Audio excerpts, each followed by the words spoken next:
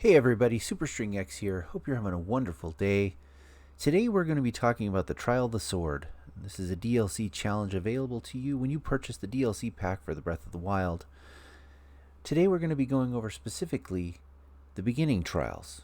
Now this section is a section of 12 different floors, one of them being a rest area, that you go through in order to improve your Master Sword. So at each level, when you complete it, your Master Sword becomes more powerful. There are 3 different trials, the beginning, middle, and final trials, each with more floors, and the difficulty does increase exponentially. So starting with these basic beginning trials, we're going to be talking about these today. We're going to do it all in once. I had a subscriber that requested this, and so we're going to go through them. The video I did make before was a quick shield glitch to the final 12th floor, which kind of cut through all of the fun stuff, I guess. So doing this one today to go over all of the floors, all 12 of them individually. So starting with the first floor, which we will be seeing here in a second, we're going to be seeing 3 red bokoblins, and you're going to see them here to the right. I used a round bomb to take these guys out pretty quickly. Just pull up the bomb and throw it, let it roll into the middle of them, and then it takes them out. Some of the main things to do when you're going through here, some of the things to remember is collect as much as you can. Collect every tree branch that you can until you get better weapons, then collect the weapons. On this floor, there's actually some eggs up in one of the trees. Now, a little side thing that I like to do, blow up all of the trees using your bombs and collect the wood, because when you get to the rest area, you can create dubious food. Each one of those bundles of wood gives you 1/4 of a heart. So you can collect all of the other things as you break boxes on each of these levels, and save those for more difficult times and use the dubious food or the wood. So here we are on underground floor 2. Here we're going to have a red bokoblin times 4. There's 4 of those. We're going to have a big red choo-choo that you see there to the left.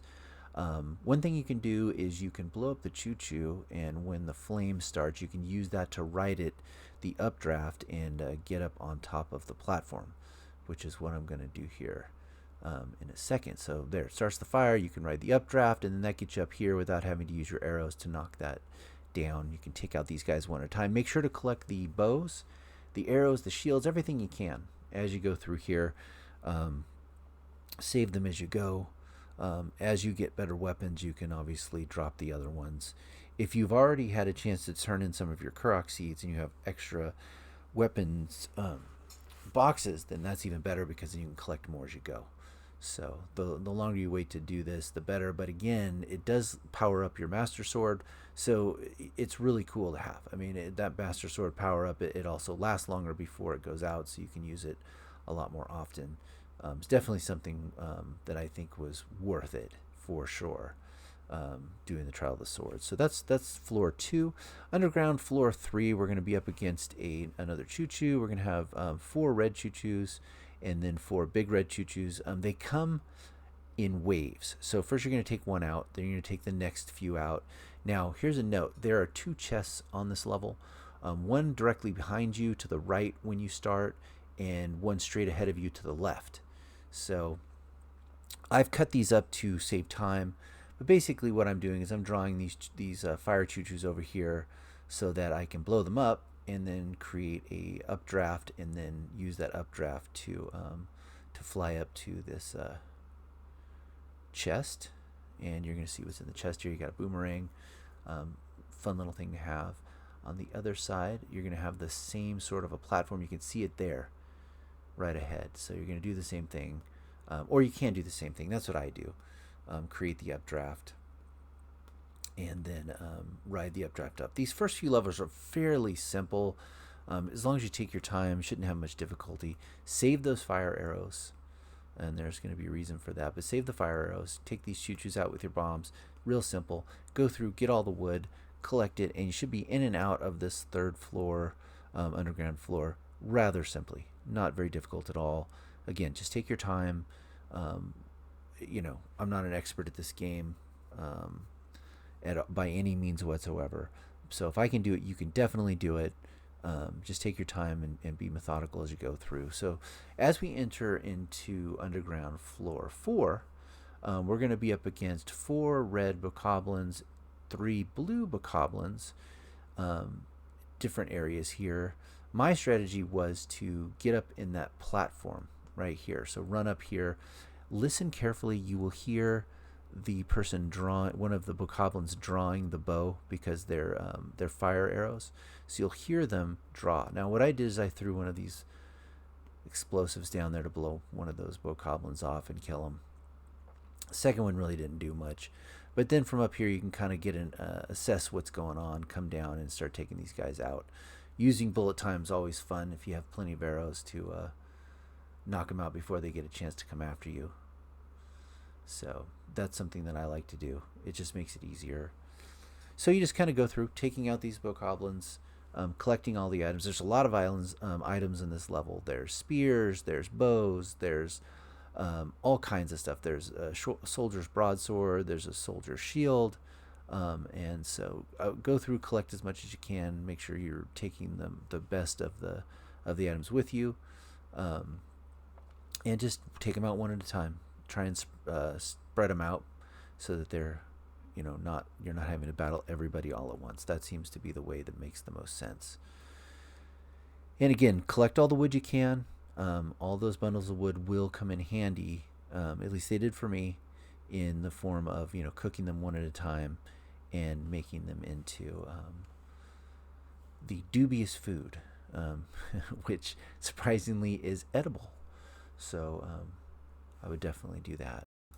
And don't forget to go after these boxes, because there's arrows and additional items of food in the metal and the wood boxes. So don't forget those.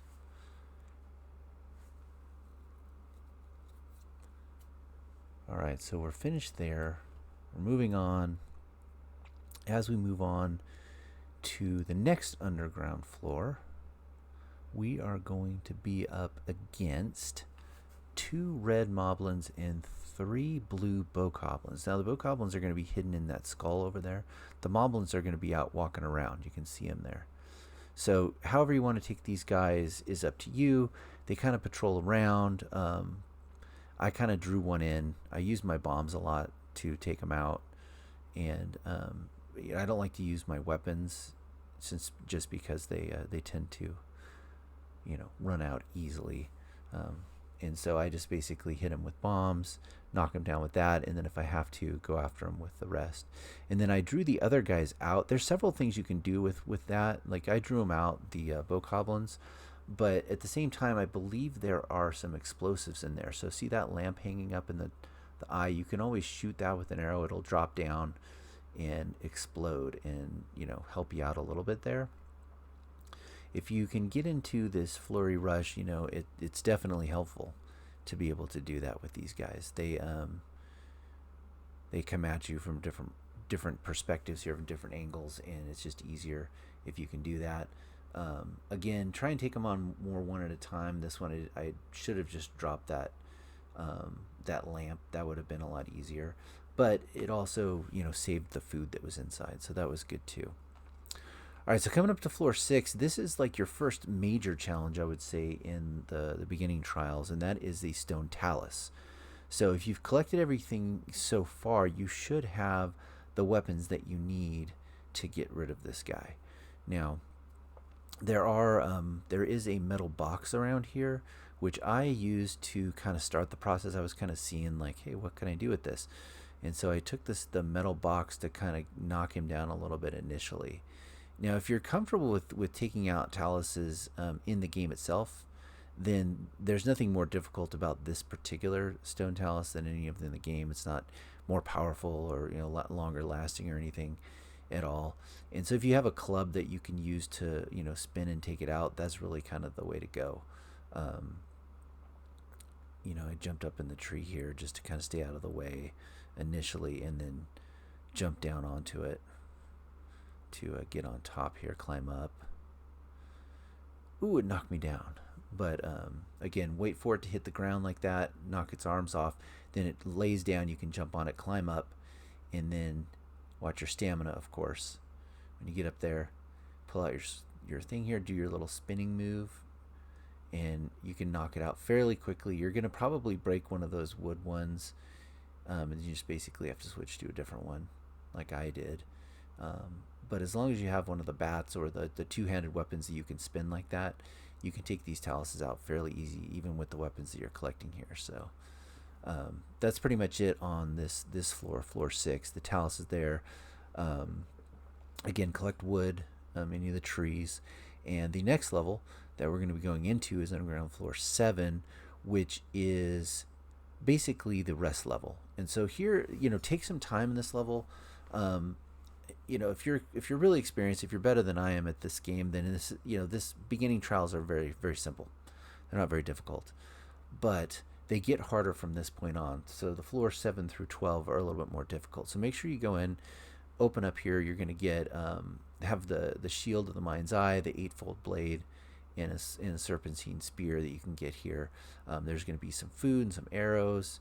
Look around. There's also some fish that you can collect too. There's some different a couple of different mushrooms, and there's a cooking pot so you can actually make some food. And so there's also a fairy.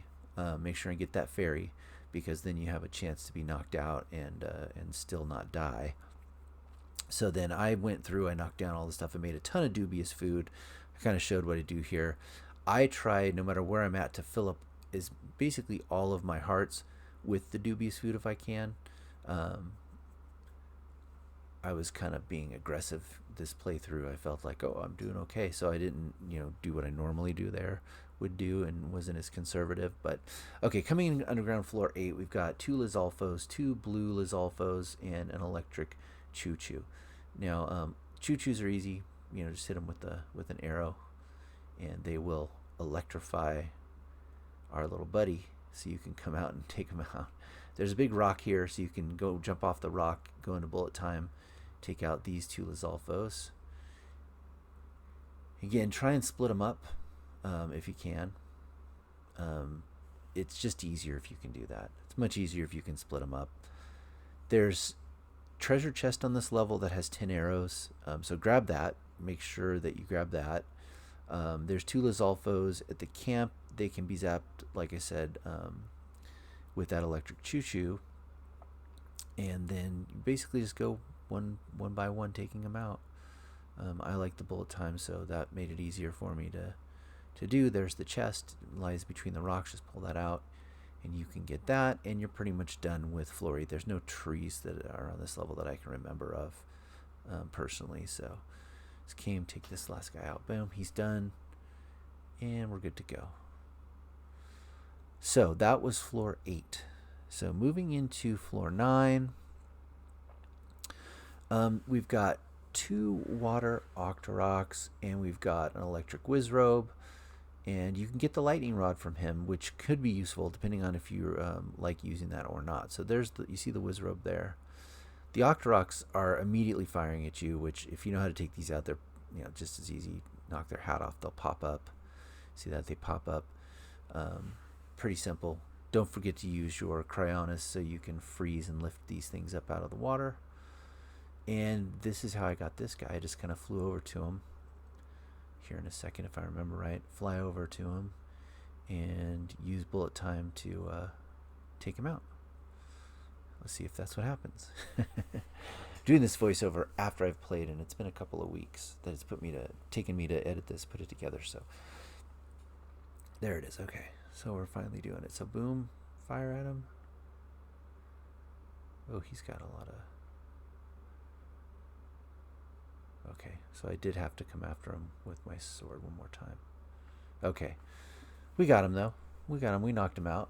Super, good idea to be careful. Don't be super aggressive.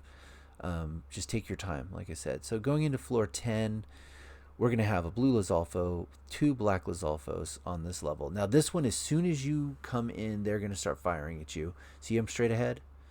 There's different strategies for taking these guys out. If you can knock him out before he starts blowing his horn, it would be better. If I'd have thought about it, I would have probably used one of those electric arrows, or that electric that electric weapon that I had to take him out, the lightning rod. Might have been a better way to go. But try and get to him or freeze him before he starts blowing his horn and wakes up all the other guys. It just makes it easier. Now again, I use bombs a lot just to say, because I hadn't done this all the way through yet, so I didn't know what to expect here or what was going to be coming up in the next 2 floors either. And so with that being the case, I just use bombs. I'm wanting to save my weapons, just in case, because I had done the playthrough on the middle and final trials all the way through, and so I knew that in those, especially the final trials, the last level is insane. And I was really glad that I had kept all of my weapons, or as many as I did, when I got through, to level, 24? There's 23, level 23 of the final trials. That was insane. So it was much easier. But again, I'm not a super expert. So if you guys have been playing this game for 5 years, first of all, you probably have already done this. But if you haven't, do it. If you haven't done this yet, do it, because it does increase your sword power each time that you do the beginning, middle, and final. All three. Each time you do them the first time, it increases the power of your master sword. All right. So going into level 11.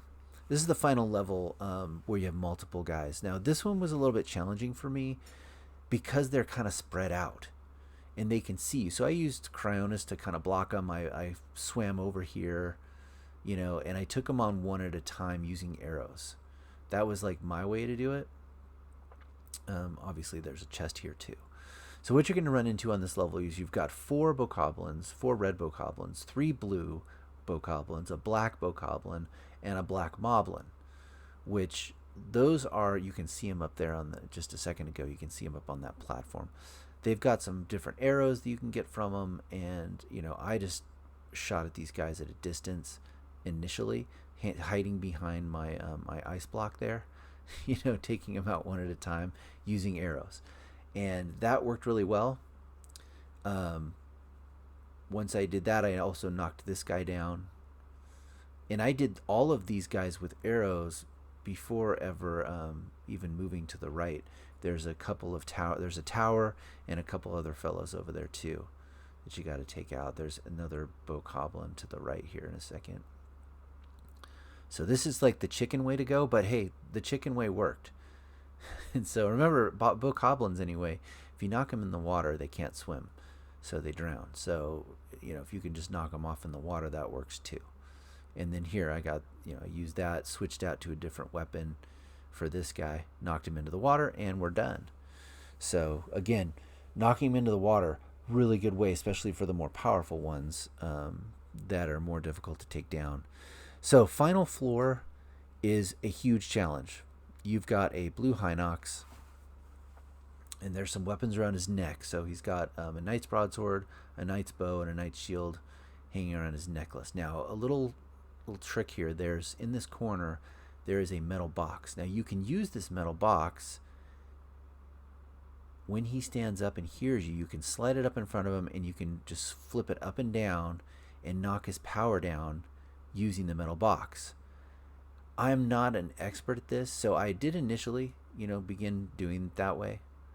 But watch out, because if you get here and the box, he gets a chance to move his arms back, then he's going to try, like you can see him kind of prepping for it now. I was a little bit slow there, and he's going to try and drop his hands down and grab me. Now, if you do it wrong and he closes his hands, he can, first of all, destroy the box, so then the box is done. Or he can do that, which is one hit, takes you out. Now, with this one, the box was still good. Now, little side note, if for some reason he destroys your box or you're on your own, blow up the palm trees as quickly as possible, because then he cannot use them as weapons against you. So you see me like kind of going after these things, because he's going to grab those things right away. You can also use your bombs to take him out, but I was able to go back and grab the metal box after I took out a couple of those palm trees, so he couldn't use the palm trees against me, and was able to come back and finish this. But this is just, I'm just not good at this. It's very difficult to do, but it does work. And it saves you having to bomb him. I've done this before where I've gone through and bombed the guy when I did my shield glitch and just went straight to him at the first time I did this, and I've got a video on that out there as well if you want to watch that way of doing it. And I bombed him like 1,000 times to be able to knock him out. But you can use him with the box, and you can use other weapons. You can steal the weapons off his neck. There's all kinds of things you can do. So just whatever works best for you, trial and error. But remember, if you get knocked out at all, if you die, you have to start from the very beginning.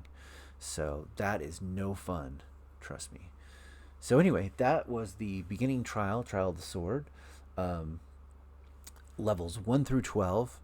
And when you're all done, you get to run up this. Be careful running up this. I've never fallen off, but it just makes me super nervous watching this, thinking like, oh man, I hope I don't run a little bit sideways and fall off. So you run up here, you put your sword in, and you are all good. And then when you're done, you will see that or you pull your sword out, I should say. You'll see that your Master Sword is now powered up and moves up from the old level that it was at. Now mine, I think, yeah, I've already done this, so I don't think it actually shows it going up anywhere, because I've already done all 3 trials of the sword. But it does, I believe it goes from 30 to 40 initially on the first beginning trials, if I remember correctly. Don't quote me on that, but I think that's cool. Another cool thing you can get, I mean, I think you probably do this, but I don't know if you've ever done that before. Basically aim once you have to have all your hearts, but you can fire a little laser beam, a little spinning laser beam. So anyway, appreciate you being here. If you like the video, please like and subscribe, and let me know in the comments if you like this video. Have a wonderful day, everybody. Superstring out.